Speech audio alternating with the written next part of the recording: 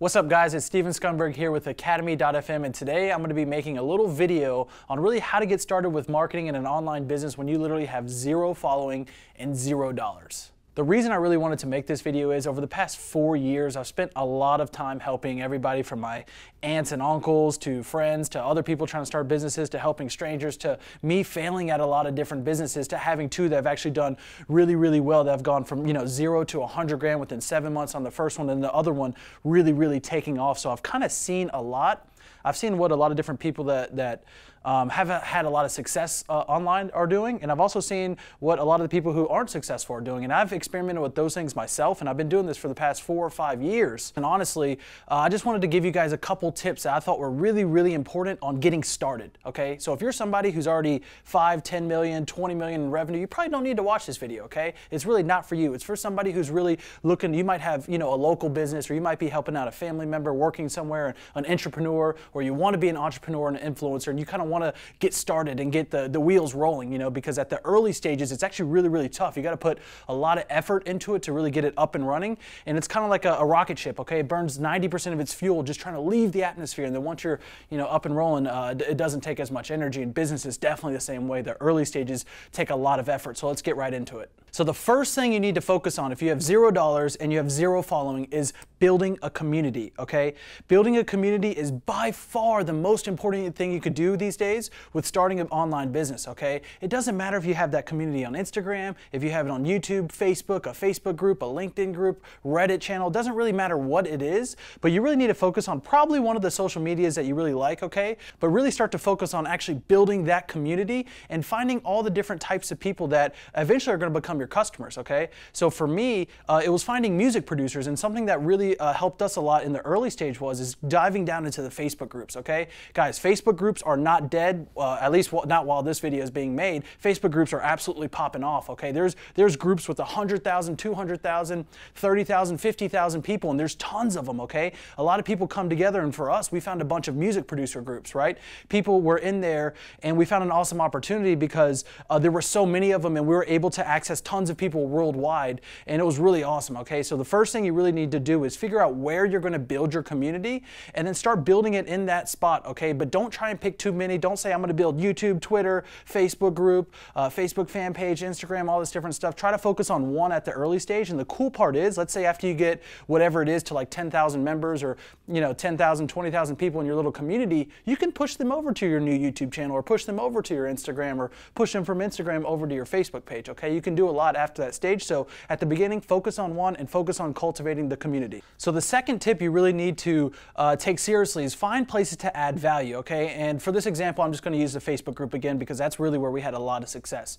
So because we started with the Facebook group and we were trying to build it, we had a couple advantages. One, we could dive into all the other hundreds and hundreds of Facebook groups, become a part of those communities, and eventually people became friends with us, and then we added them into our group, okay? But one of the most important things is find places that you can add value, okay? Let's say you're trying to build an Instagram. You might want to go, make a list of 100 different relevant Instagrams that have relevant followings, try to network with those people, and try to figure out ways to get in that community, right? And honestly, the reason I really like Facebook groups, heck, I even like Reddit in a lot of scenarios, even though Reddit can be kind of tough in the early stage because, they really don't like promotion or anything. But in the Facebook groups, it's awesome is because you can post. Okay? You can't go post on somebody else's Instagram with 1 million followers. You can't go post on somebody else's YouTube channel with 1 million followers, right? You can't control that kind of stuff, but things like forums, things like Reddit, things like Facebook groups, you can go in there and make a post, okay? Sometimes, yes, it does have to be approved by an admin, but a lot of times it's really easy to post in 100 different groups, right? Every other day you could be posting in all these things, right? And that's going to be really important on the early stage because the early stage, a lot of people are going to give you advice like make a lot of content, put stuff out there and all that stuff, but you don't have an audience, right? So don't focus so much on necessarily making the absolute best content because in the early stage, you just want to cultivate a community. You can even bring together a cool place, let's say if you are building this Facebook group, where awesome discussions are happening, people are kind of helping each other out. Maybe you're sharing other influencers' content, and because you're kind of that middleman, you actually become the influencer. You become the person that they look up to, So find those places that you can manually make posts in, and the other very important part of this strategy is do not just spam people to tell them to come back to your group. Don't Don't say, hey, come back to my Facebook group. Hey, come back to my Instagram. Hey, you should come do this, right? Do not do that, okay? Try and provide value in those places. Try to figure out what kind of conversations going on, what kind of problems people are having, and then just help them. Right? Don't expect anything in return, because the reason this strategy is so amazing is that you get to prove yourself by providing value, by being a thought leader, all this stuff, just by helping people with the problems, okay? So if you're somebody with a fitness business, you might go into a fitness group, somebody talking about how they're having trouble with their new diet.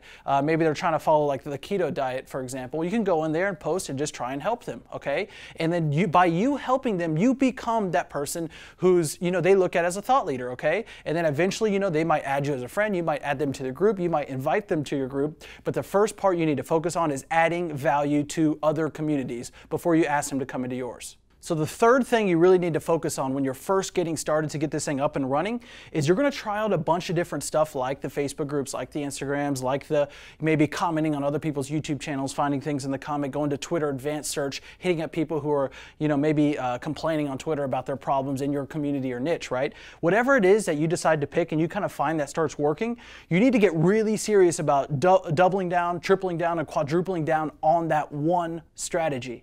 Okay, so for us, once we found out that the Facebook groups are working, we went from doing 10 different socials, right, and doing all these different strategies to like, let's just combine all that efforts into this one strategy. And what we did was we literally have things like, we'll set up like little scorecards on like Google Sheets, and we'll just write down like how many groups we posted in, how many people we commented back to, how many people we're adding into our group, right? So I don't know what your metrics may look like, but when you find that one thing, you need to spend all your effort just doing it every single day, okay? It needs to become a routine, okay? You need to spend an hour, 2 hours a day on this one thing to really get your community up and running. And I'm gonna tell you right now, in the early stage, let's say you're building up, any sort of page or channel, it's gonna be slow. You're only gonna get a couple views, you're only gonna get a couple comments, there's not gonna be many people, and the action's gonna kind of be weak in the early stage. This is okay.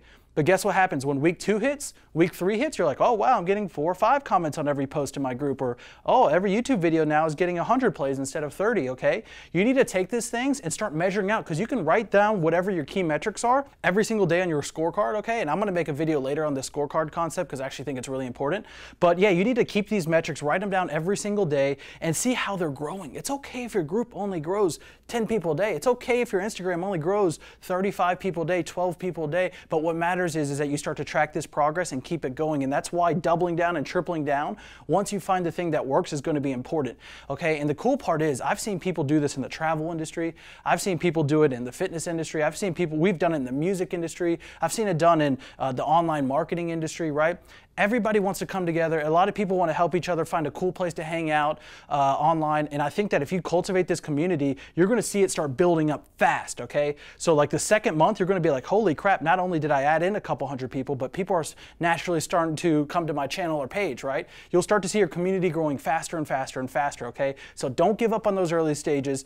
Once you find out the stuff that works, make sure you quadruple down, and I guarantee you're going to be getting some success, okay? All right, guys, but I hope you liked this video. I'm going to be making a ton more videos just like this on business and marketing. If you guys liked it, leave a comment below, and hope you guys have an awesome day. Peace out.